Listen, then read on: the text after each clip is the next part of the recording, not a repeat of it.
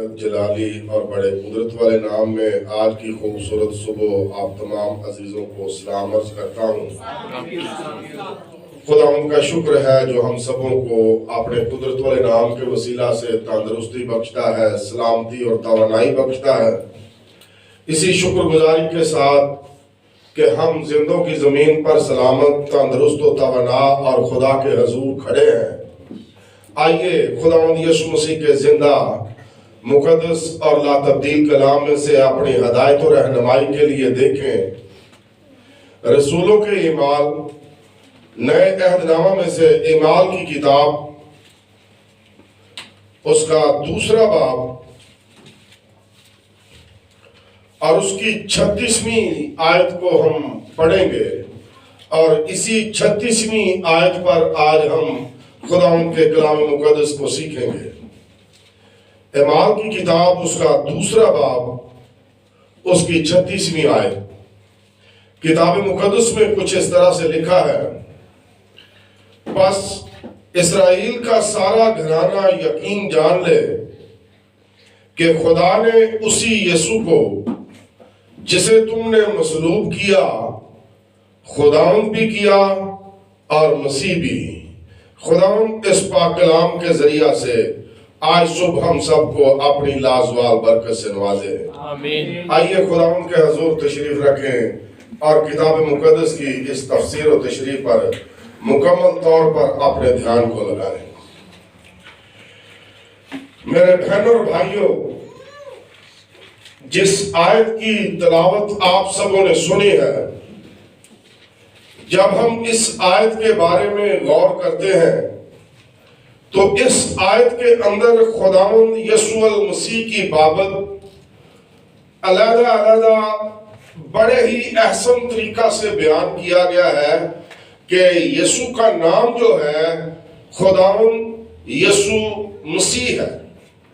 जबकि इस आयत में लिखा है, मुकद्दस पतरस जो यीशु मसीह के बड़े जोशीले शागिर्द थे और इस ईमाल की किताब की सबसे बड़ी बात यह है कि मुकद्दस पतरस रसूल कलीसियाई पहला वाज, पहला पैगाम जो कलीसिया को दिया गया वो मुकद्दस पतरस का पैगाम था यीशु मसीह के आसमान पर चले जाने के बाद।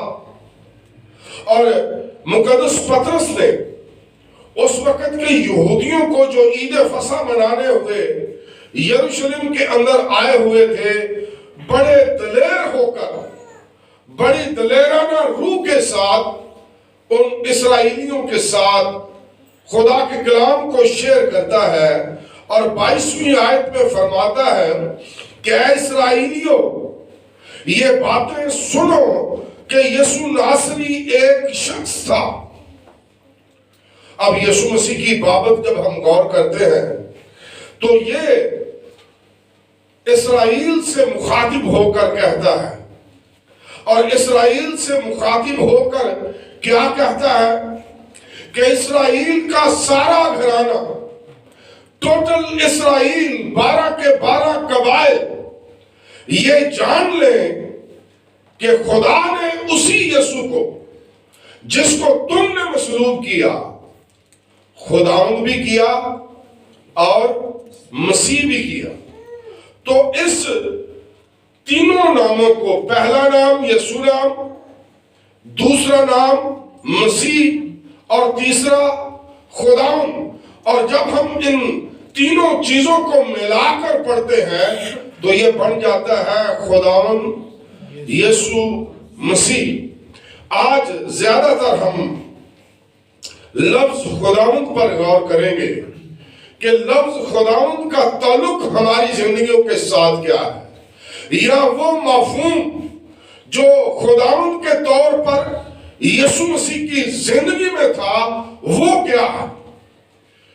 किताब मुकद्दस को जब हम देखते हैं तो यीशु मसीह जब इस फानी दुनिया से आसमान पर जाने वाले थे तो उन्होंने अपने शागिर्दों को बुलाया और अपने शागिर्दों को एक बड़ा हुक्म सुनाया और उस हुक्म में कहा कि जाओ सारी खलक के सामने انجیل کی منادی کرو اور جو ایمان لائے اسے باپ، بیٹے اور روح القدس کے نام سے بپتسمہ دو۔ دیکھو اب سے میں دنیا کے آخر تک تمہارے ساتھ ہوں۔ بعض اوقات ہم سمجھتے ہیں کہ یسوع مسیح ہمارا استاد ہے، اس لیے وہ کہتا ہے کہ جاؤ ساری خلق کے سامنے انجیل کی منادی کرو اور جا کر کیا کرو؟ شاگرد بناؤ۔ لیکن جب ہم یسوع کی ایک صفت، ایک صفاتی نام جو خداوند ہے اس پر غور کرتے ہیں کہ یہ نام یسوع کو کیوں دیا گیا، حالانکہ جو نام تھا فرشتے کی بابت مقدسہ مریم پر اور قوم اسرائیل پر جو ظاہر کیا گیا، بڑے وضوح کے ساتھ آپ یسایہ کی کتاب کے اندر پڑھ سکتے ہیں، متی کی انجیل کے اندر پڑھ سکتے ہیں، جس کی بابت لکھا ہے کہ دیکھو ایک کنواری حاملہ ہوگی اور وہ بیٹا جنیں گی اور اس کا نام یسوع رکھنا۔ یہ نہیں وہاں پر کہا گیا کہ اس کا نام خداوند رکھنا یا اس کا نام مسیح رکھنا۔ وہاں پر ایک الہام کے طور پر جو نام دیا گیا وہ نام ہے یسوع نام۔ اور آپ یسوع نام کی بابت جانتے ہیں جس کے معنی ہے نجات دہندہ، مخلصی دینے والا، چھٹکارا دینے والا، رہائی دینے والا۔ اب یہ صرف اور صرف یسوع نام کے معنی ہے نجات دینے والے کے۔ اب لفظ آتا ہے مسیح۔ اب مسیح کے بارے میں آج بھی اسرائیل قوم کی نظریں یسوع مسیح پر لگی ہوئی ہے، مسیح پر لگے ہوئے ہیں۔ وہ مسیح کو یسوع نہیں مانتے، یسوع نہیں جانتے، جبکہ پطرس رسول فرماتا ہے کہ اسرائیل کا سارا گھرانہ جان لے جس یسوع کو تم نے مصلوب کیا، خدا نے اسی کو خداوند بھی کیا اور مسیح بھی کیا۔ اس کا معنی یہ ہے کہ یہ مسیح نام اس کا ٹائٹل نیم ہے، خداوند نام جو ہے وہ ٹائٹل نیم ہے۔ لفظ خداوند کے جو لغوی معنی یہاں پر استعمال کیے گئے ہیں اس میں آقا کا مفہوم بنہا ہے، مالک کا مفہوم ہے۔ خداوند کے معنی ہے آقا یا مالک۔ آپ مقدس ابراہیم کی زندگی سے واقفیت رکھتے ہوں گے۔ مقدس ابراہیم کی بیوی اما سارہ جب مقدس ابراہیم کو پکارتی تھی تو وہ لفظ خداوند استعمال کرتی تھی، اے میرے خداوند، یعنی اے میرے مالک۔ یعنی یہ لفظ مالک کے طور پر، آقا کے طور پر، سربراہ کے طور پر، ملکیت رکھنے والے کے طور پر یہاں پر بیان کیا گیا ہے۔ اور وہ مالک اور وہ آقا اپنے شاگردوں سے کیا کہتا ہے کہ جاؤ شاگرد بناؤ۔ اب جس دور کے اندر یسوع مسیح مبعوث ہوا یا یسوع مسیح نے آ کر خدمت شروع کی تو اس وقت پوری دنیا پر روم باصر اقتدار تھا۔ رومی لوگ اسرائیل پر حکومت کر رہے تھے، رومی لوگ ایشیا پورے پر حکومت کر رہے تھے، اور روم کے کیسر کو، یعنی جو روم کا شہنشاہ ہوتا، جو روم سے پوری دنیا کو چلاتا، اس کیسر کا نام بھی ٹائٹل کے طور پر خداوند رکھا گیا تھا۔ اب جب بادشاہوں کی پوجا و پرستش روم کے اندر شروع ہوئی تو وہ کیسر کے بتوں کو، کیسر کے مجسموں کو جو گلیوں کے چوراہوں پر، جو سڑکوں کے کناروں پر، جو فٹ پاتھوں پر، جو پبلک پلیس کے اندر لگے ہوئے تھے، تو جو لوگ بھی اس پلیس پر آتے، اس جگہ سے گزرتے، اس گلی سے گزرتے یا اس روڈ سے گزرتے جہاں پر کیسر کا مجسمہ لگا ہوتا، تو وہ وہیں پر اس مجسمے کے سامنے سر کم تسلیم کھڑے ہو جاتے ہیں، اور کھڑے ہو کر رومن کیسر کے سامنے جو ایک پتھر کا مجسمہ ہے اپنے ایمان کا اظہار کرتے اور کہتے آسمان کے تلے اور زمین کے اوپر کسی کو دوسرا کوئی نام نہیں بخشا گیا سوائے کیسر کے۔ کیسر ہمارا خداوند ہے، کیسر ہمارا آقا ہے، کیسر ہمارا مالک ہے۔ اور یہ رومن لوگوں کا، جو رومی لوگ ہوتے، ان کا کیسر کے لیے یہ ایک ایمان کا اقرار ایک نعرے کے طور پر ہوتا کہ ہمارا خداوند کیسر ہے۔ جبکہ جب مسیحیت نے نیا زور پکڑنا شروع کیا، مسیحیت پر ظلم و تشدد کا آغاز مسیحیت کی شروعات سے ہی ہونا شروع ہو گیا، تو جو یسوع مسیح کے لوگ تھے، جو یسوع پر ایمان رکھتے تھے، جو اسے اپنا خداوند تسلیم کر چکے تھے، جب وہ کیسر کے مجسمہ کے سامنے جاتے یا ان کا گزر کیسر کے مجسمہ کے سامنے ہوتا، تو روایت کے مطابق ان کو بھی وہاں پر رکنا پڑتا، ان کو بھی وہاں پر سجدہ سلام کرنا پڑتا، ان کو بھی وہاں پر اپنے ایمان کا اظہار کرنا پڑتا۔ اور ایمان کا اظہار کیا ہے؟ کہ کیسر ہی خداوند ہے، کیسر ہی مالک ہے، کیسر ہی ہمارا آقا ہے۔ اور ایک ایسا شخص جو یسوع پر ایمان رکھتا ہو، جو اسے مسیح مانتا ہو، جو اسے تسلیم کرتا ہو کہ یہ میرا آقا خداوند مالک ہے، تو جب وہ کسی غیر معبود کے سامنے، کسی مجسمہ کے سامنے جائے گا، تو کیا وہ وہاں پر یسوع کا قصیدہ پڑھے گا یا اس بت کا یا اس مجسمے کا؟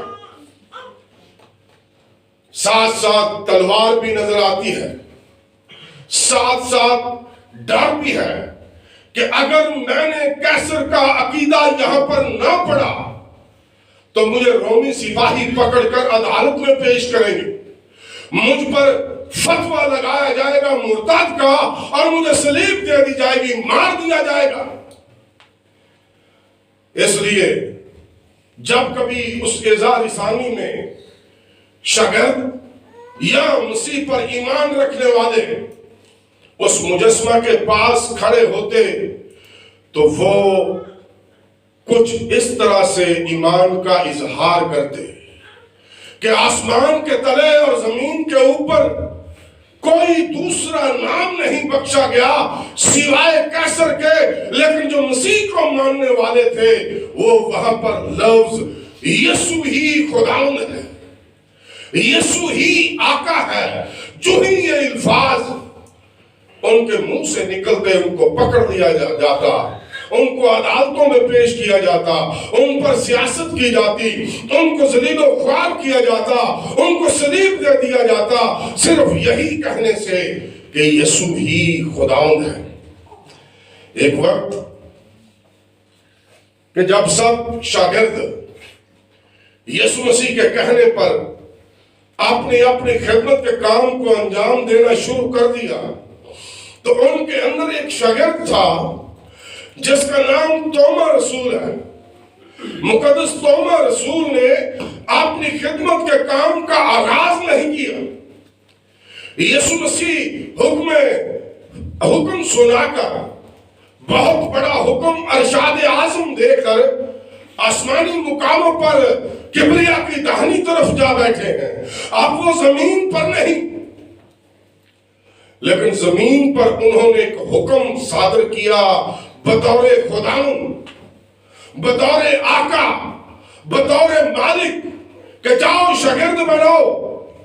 لیکن جب ہم مقدس توما کی بابت ہسٹوریکلی طور پر دیکھتے ہیں، تو اس نے اپنی خدمت کو شروع نہ کیا۔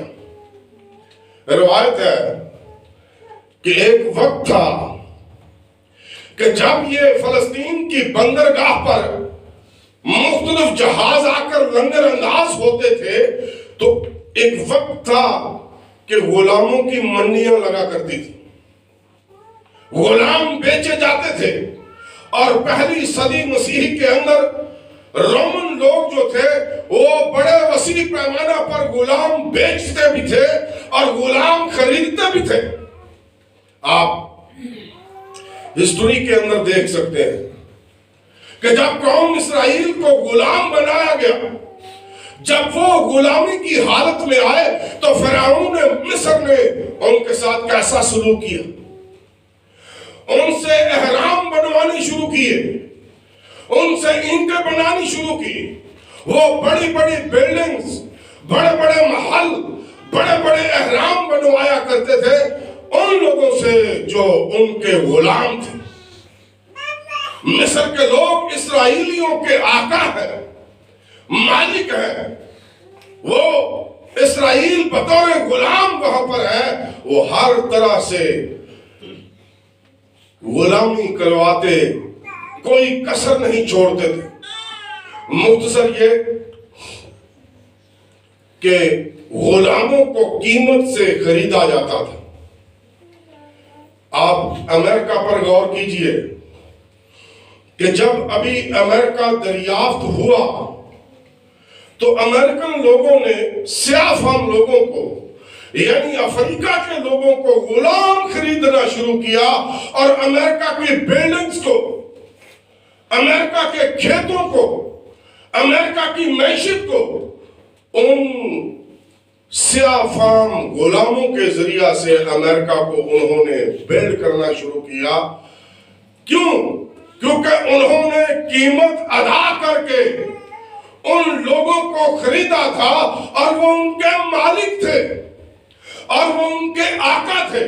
اب ایک غلام اور مالک کا جو تعلق ہوتا ہے وہ واقعی، اگر آپ اس بات کا تجزیہ اپنی زندگی میں بھی کر سکتے ہیں، اور ہر کسی کی زندگی میں ایسا تجزیہ ہوتا ہے، آئے دن آپ سنتے ہیں کہ کسی ملک نے، کسی چودھری نے اپنے مزارے کو مارا، اپنے مزارے پر ظلم و تشدد کیا، اپنے غلام کو جو اس کی آتھڑی کر رہا ہے اس کو وہ اچھے طریقہ سے اپنے ہاں نہیں رکھتے، بلکہ ہر ممکن کوشش ہوتی کہ اس کا ہڈی ہڈی اور بال بال پس کر ہمارے لیے صرف ہو جائے، یہ ہمارے لیے کام کرے، جو کچھ ہم کہیں وہ یہ کرے، یہ اپنی مرضی نہ کرے بلکہ ہماری مرضی کے مطابق یہ کام عمل میں لائے۔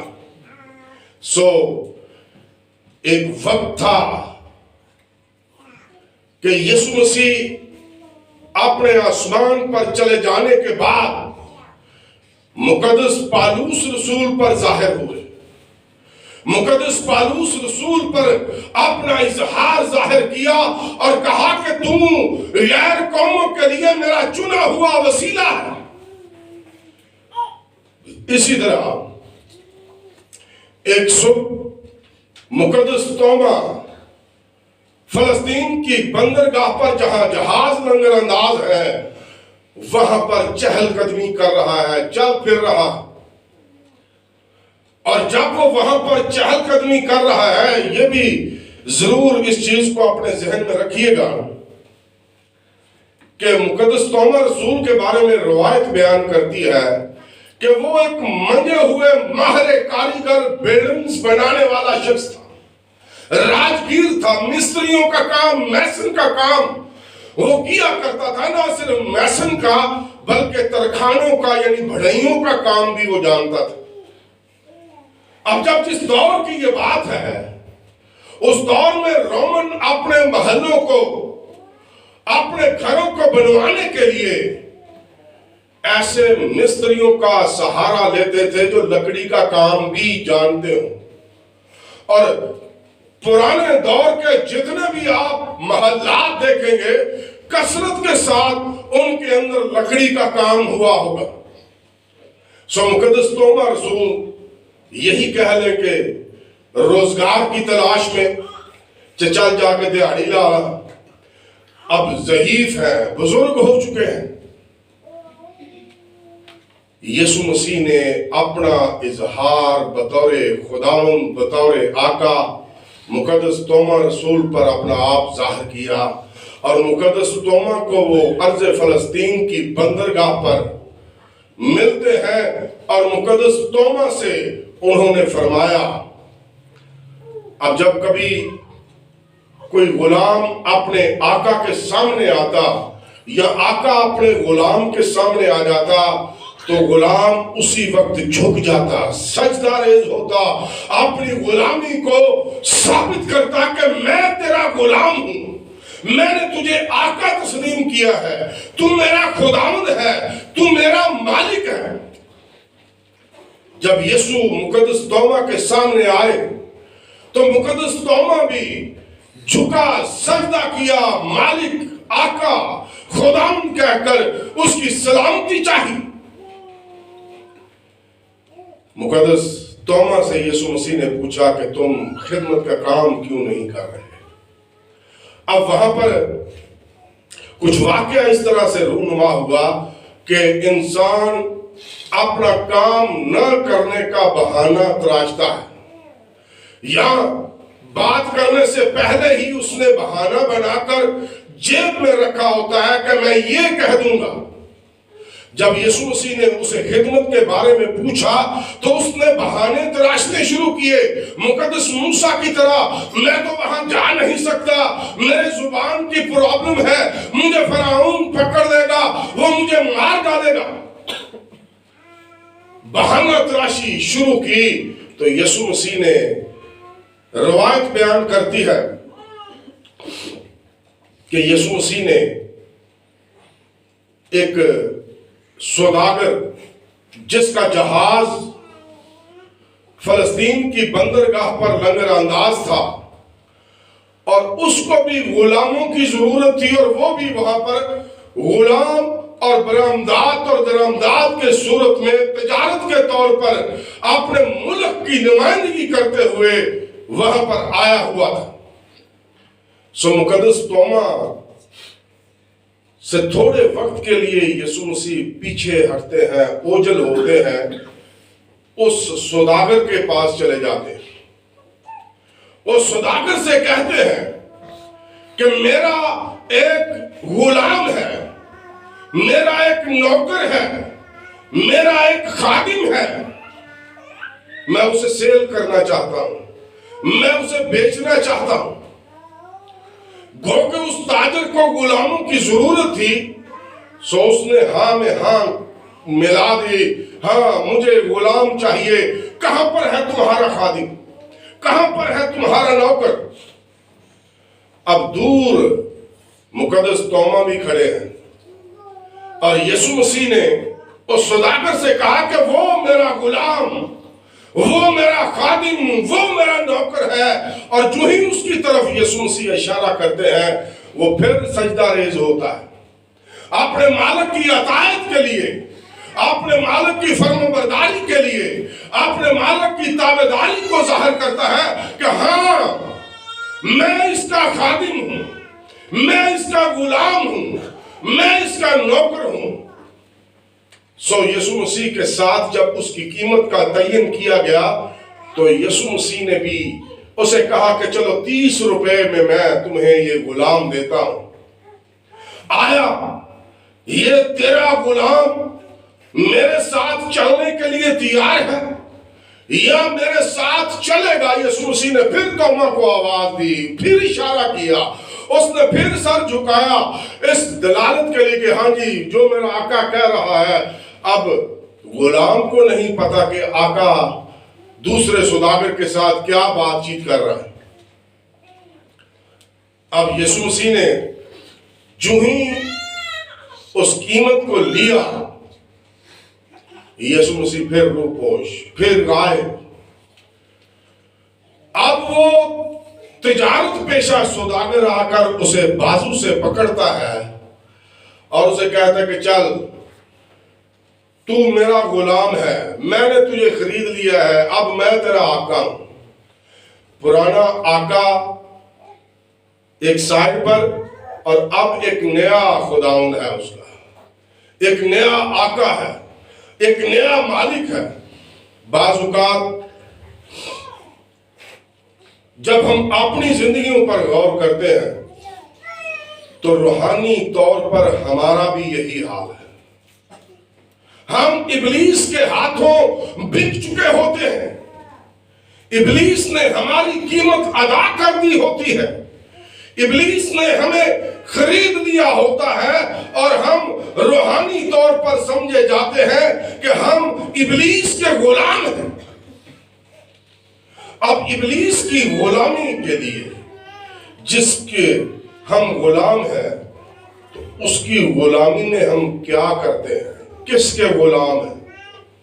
گناہ کے غلام، بدیوں کے غلام، بری خواہشوں کے غلام، برے جذبات کے غلام، برے احساسات کے غلام، بری عادتوں کے غلام.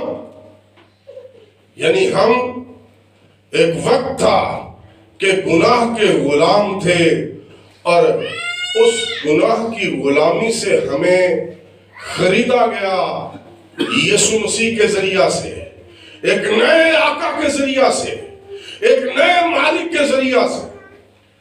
زندگی گزر رہی تھی گناہ کی غلامی میں کہ یسوع مسیح اس دنیا میں آئے اور انہوں نے اس غلامی سے خرید کر، اس غلامی سے نکال کر اپنی غلامی میں اس نے ہمیں شامل کر لیا.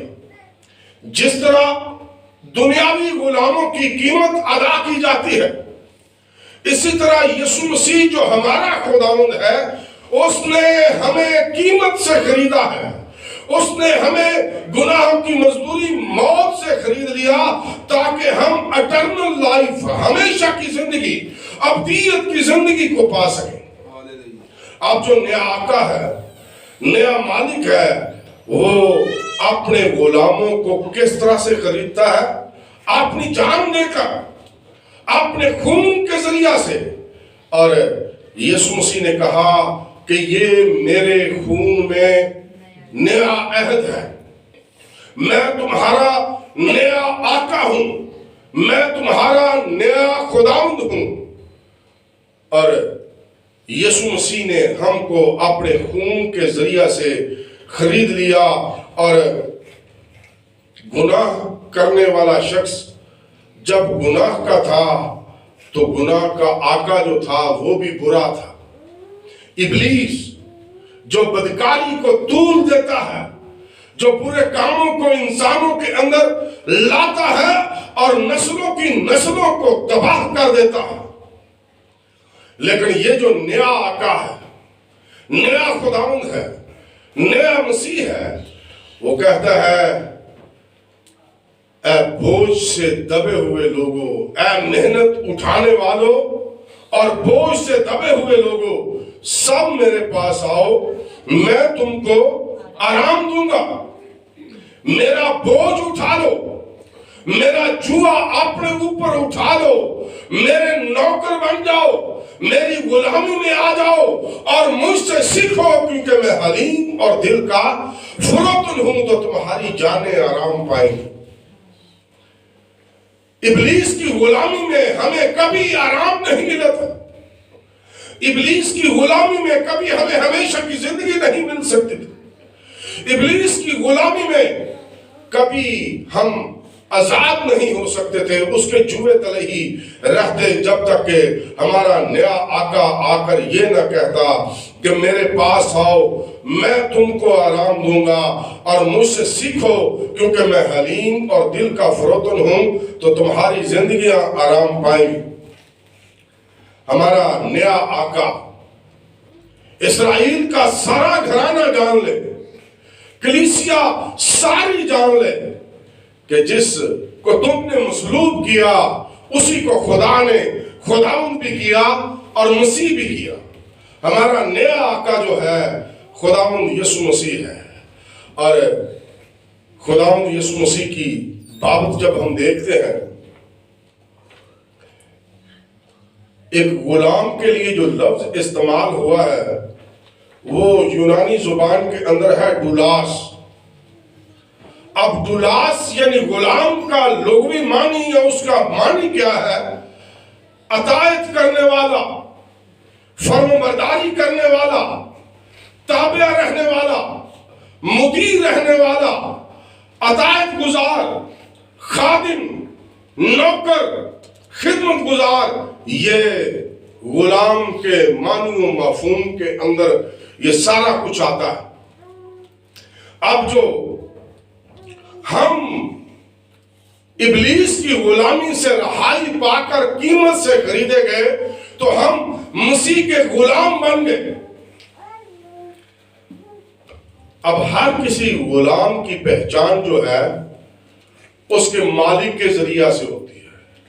ہر کسی غلام کی پہچان اس کے مالک کے ذریعہ سے ہوتی ہے۔ اسرائیل کے اندر بھی غلام بنانے کا، غلام خریدنے کا رواج تھا، ان میں بھی یہ چیز پائی جاتی تھی، لیکن خدا نے ان کو فرمایا کہ تم غلام کو 7ویں سال مکمل طور پر آزاد کر دینا۔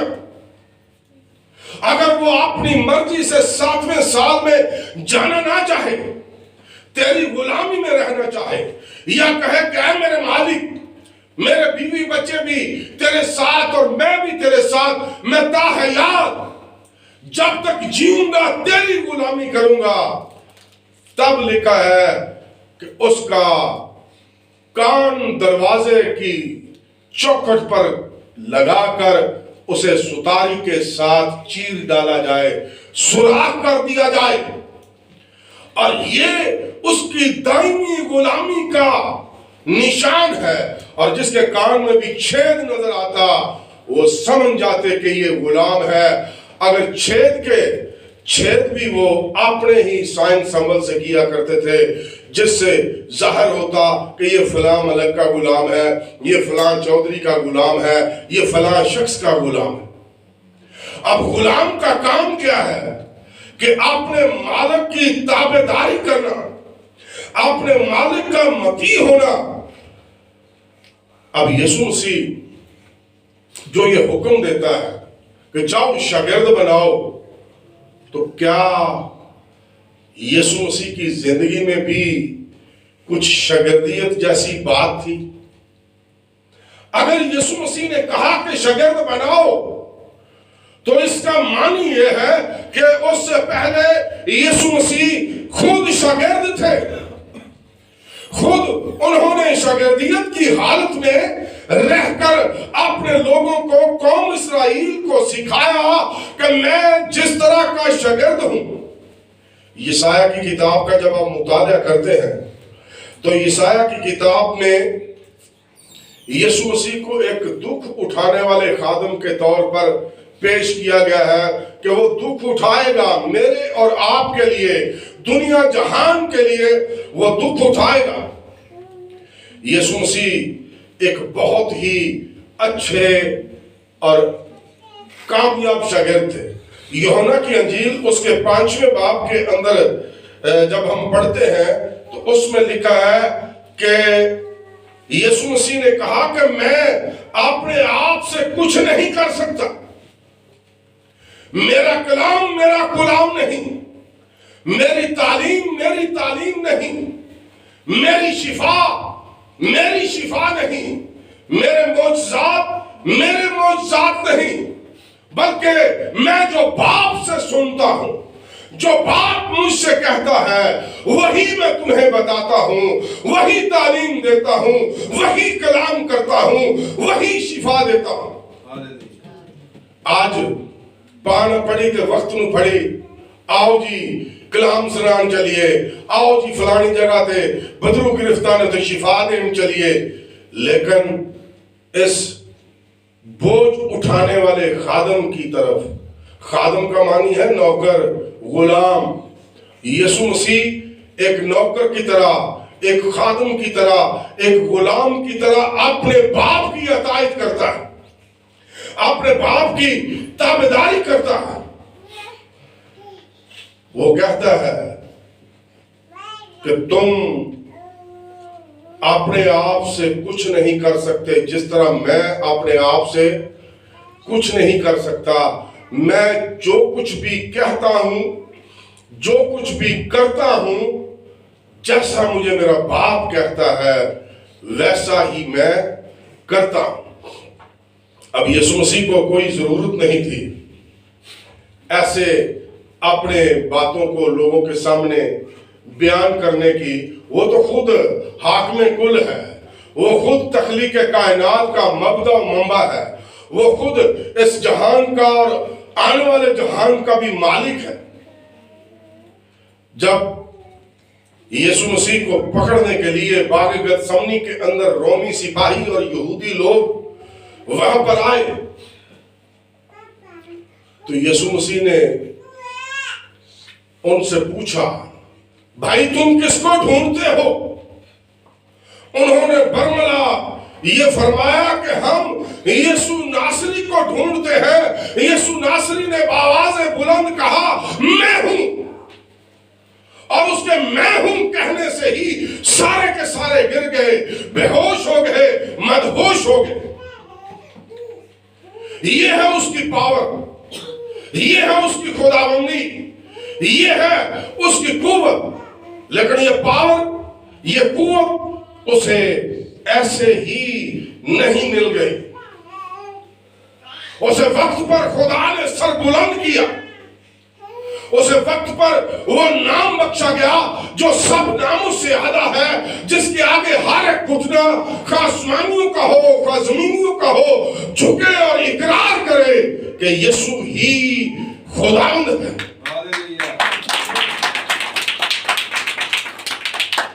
اسی نے اس کو خداوند بھی کیا اور مسیح بھی کیا. آج ہمارے حالات کیسے ہیں؟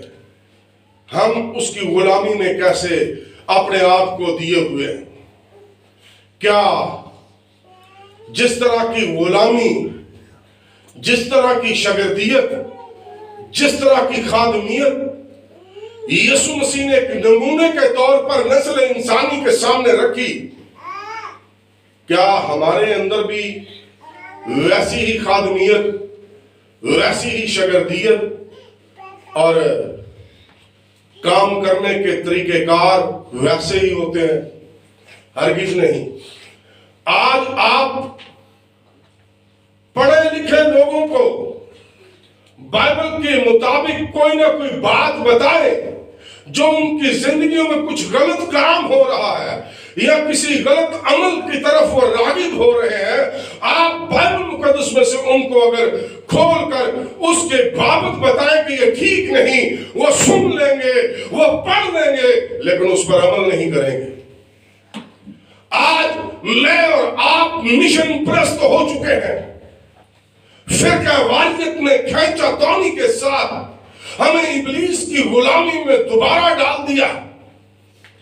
لیکن خدا نے یسوع مسیح کو سر بلند کیا اور اسے وہ نام بخشا جو سب ناموں سے اعلیٰ ہے، اسے وہ مقام بخشا جو سب مقاموں سے اعلیٰ ہے. اور وہ نام کیا ہے؟ یسوع نام. یسوع کا معنی کیا ہے؟ نجات دہندہ. اور خداوند کا معنی کیا ہے؟ مالک، آقا.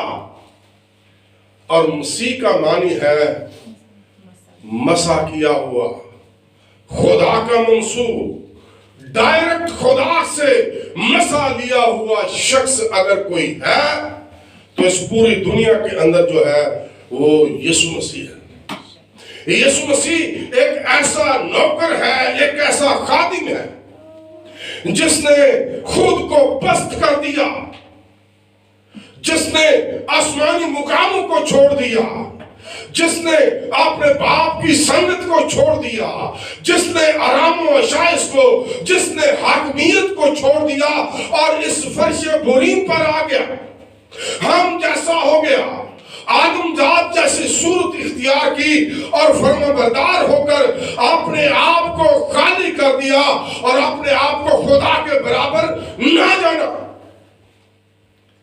حالانکہ وہی خدا کا جوہر ہے، وہی خدا کی ذات کا نقش ہے، وہی خدا کا پرتو ہے، وہی خدا کے داہنے ہاتھ بیٹھے ہوئے اپنے قدرت کے کلام کے سبب سے ہم سب کو سنبھالتا ہے. اس نے اپنے آپ کو پست کیا اس نے اپنے آپ کو خالی کر دیا اور انسان کے مشابہ ہو گیا، فرشتوں کو چھوڑ دیا، خدا کی رفاقت کو چھوڑ دیا، تخت کو چھوڑ دیا اور اس زمین پر آ گیا۔ اور جب وہ اس زمین پر آیا تو اس کی بابت لکھا ہے کہ اس کی زبان میں کوئی چھل نہ تھا، وہ گالیوں کے عوض گالیاں نہیں دیتا تھا، وہ لعنت کے عوض برکت بانٹتا پھرتا تھا۔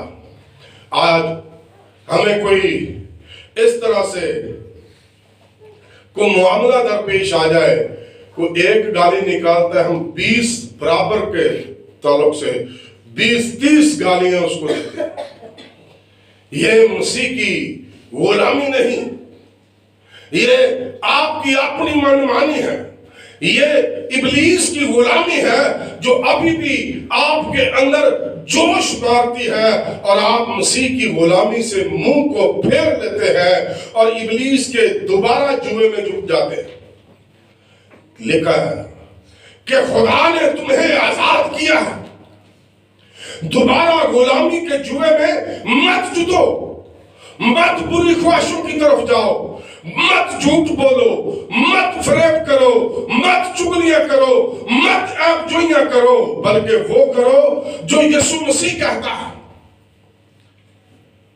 اس کے تعلیم کی بابت آپ جانتے ہیں کہ یسوع مسیح نے جب اپنے باپ کے تخت کو چھوڑا، جب اپنے مقام اور رتبہ کی پرواہ نہیں کی، تو جب وہ اس دنیا پر آیا تو کیا یسوع مسیح بار بار اپنے شاگردوں سے کہتے کہ لازم ہے کہ ابن آدم جو ہے وہ اونچے پر چڑھایا جائے؟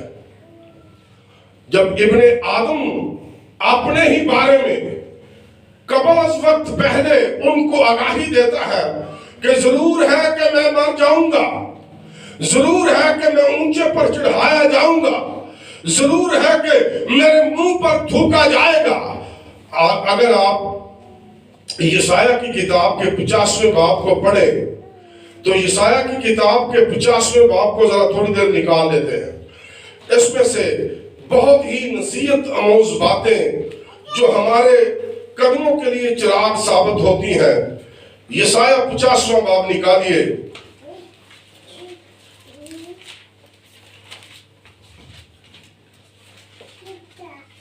آپ اس 50ویں باب کی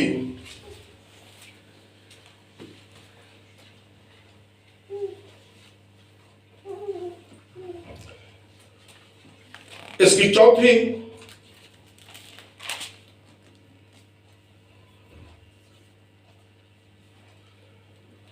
لکھا ہے کہ میری طرف، چوتھی آیت میں میری طرف متوجہ ہوا، اے میرے لوگوں میری طرف کان لگا، اے میری امت، کیونکہ شریعت مجھ سے صادر ہوگی اور میں اپنے عدل کو لوگوں کی روشنی کے لیے قائم کروں گا۔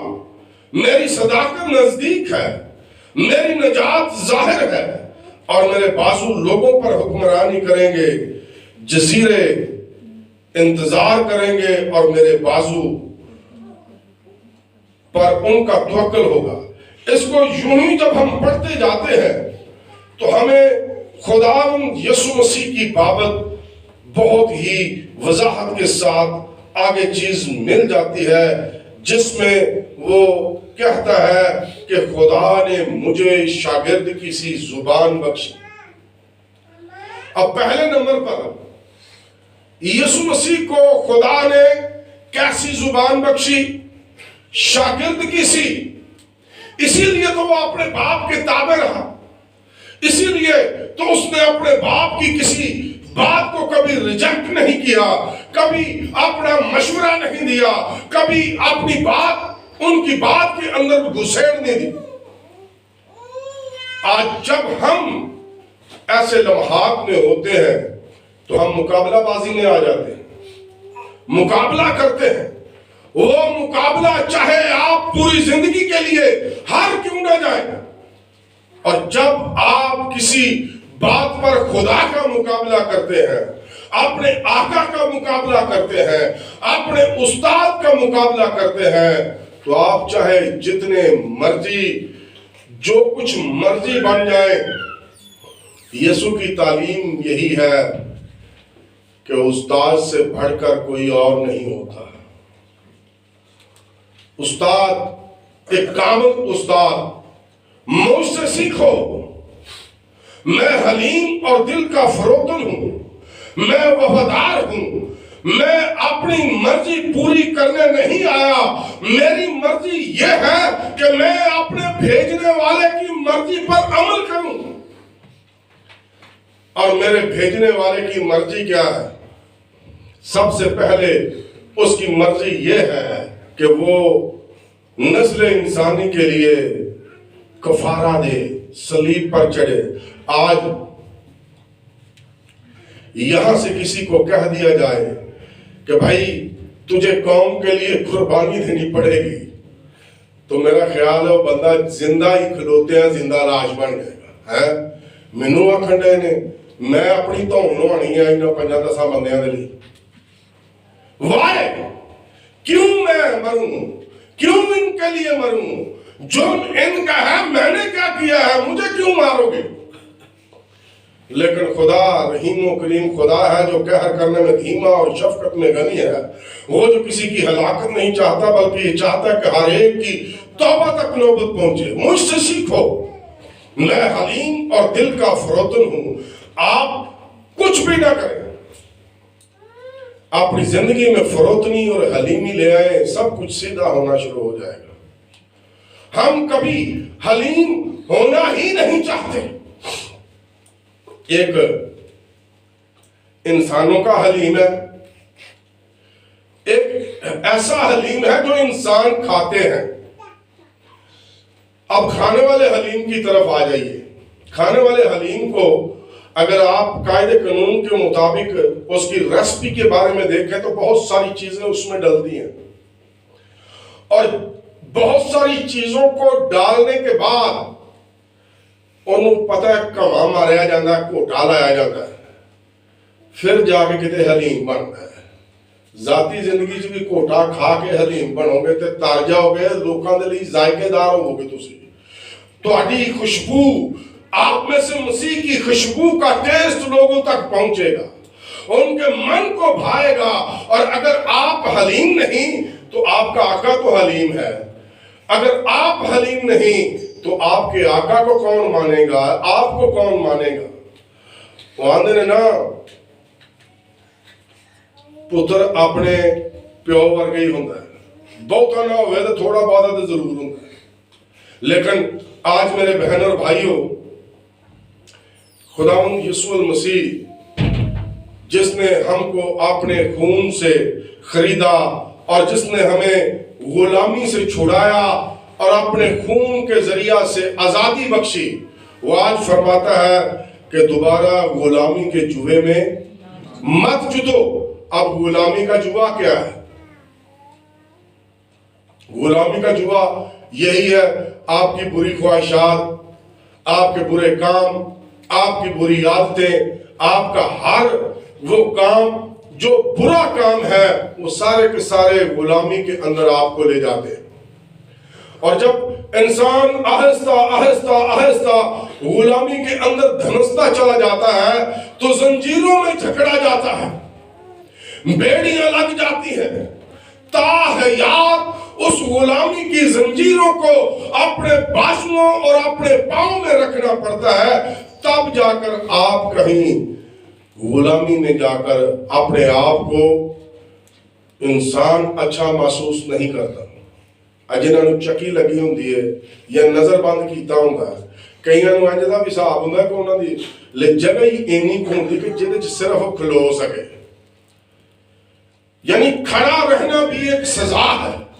کتنی دیر انسان 4 گھنٹے، 5 گھنٹے، 9 گھنٹے، 12 گھنٹے، 24 گھنٹے انسان اپنے پاؤں پر کھڑا نہیں ہو سکتا۔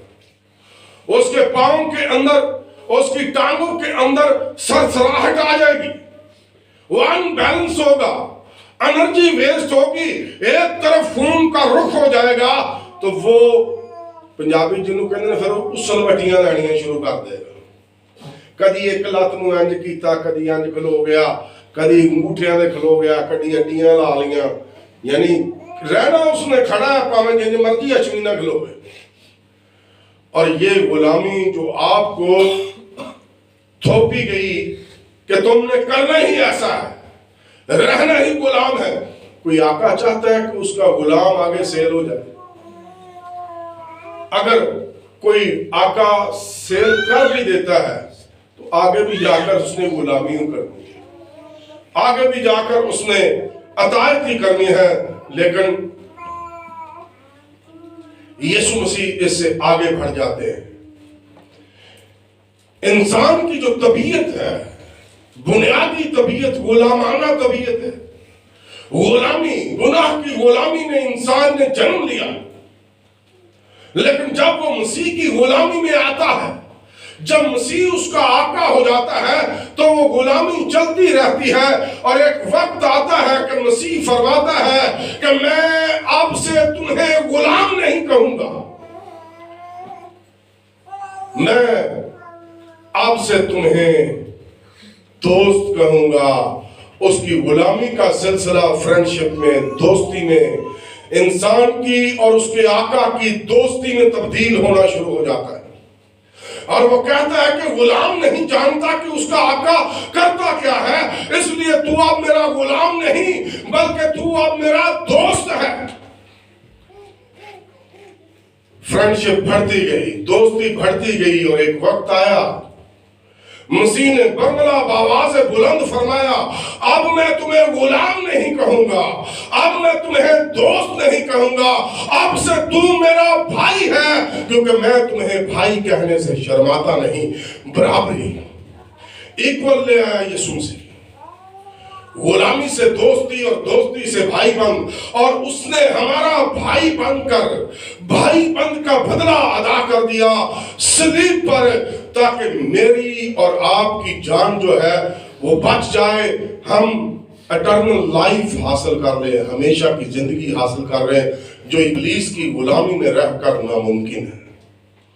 अगर हमेशा की जिंदगी हासिल करने चाहते हैं, अगर इस जहान में भी खुशी और अगले जहान में भी अवलियत लेना चाहते हैं, तो आज उसको मसीह कबूल करें, आज उसको खुदावंद कबूल करें, आका कबूल करें, मालिक कबूल करें, और अपने आका और मालिक की तरह अपने आप को भी लाइफ में लेकर आए, ताकि आपकी जिंदगी आपके आका की जिंदगी के मुताबिक हो।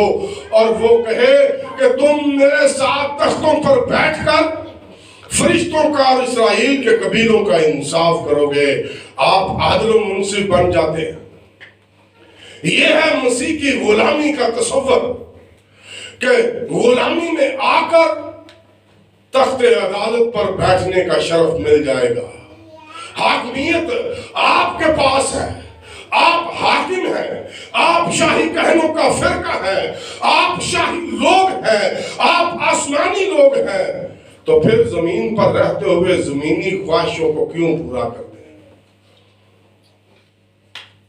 रात को हम ये बात कर रहे थे, दूसरा करंथियों को खात उसके 5वें बाब में, कि अब हमारा खेमा का घर गिराया जाएगा, तो हमें आसमान पर एक घर मिलेगा जो हाथों से बनाया हुआ नहीं। ये शानो शौकत टेम्परेरी है, 70 से 80 साल तक कर लो इबलीस की गुलामी, फिर पहुंचो कि ओदे ही आगते गंदक दी झील चो दे नाल ही। इंसान कोशिश करता है कि वो ठीक हो जाए, वो सही काम करे, वो मसीह को कबूल कर ले, लेकिन उसकी रविशें उस वक्त तक चेंज नहीं हो सकती ਜਦੋਂ अपनी जिंदगी चो दाग घसाई छड़ देगा।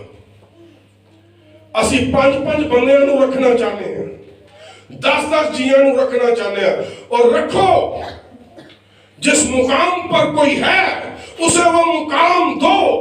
ये हरगिज नहीं कह रहे हम کہ ان کو نہ رکھو لیکن ایک حد تک، جس حد تک آپ رکھ سکتے ہو، آپ کے رکھنے کی حد اس چیئر پر ہو، تو آپ کیوں اسے دیوار کے پاس لے کر آئیں؟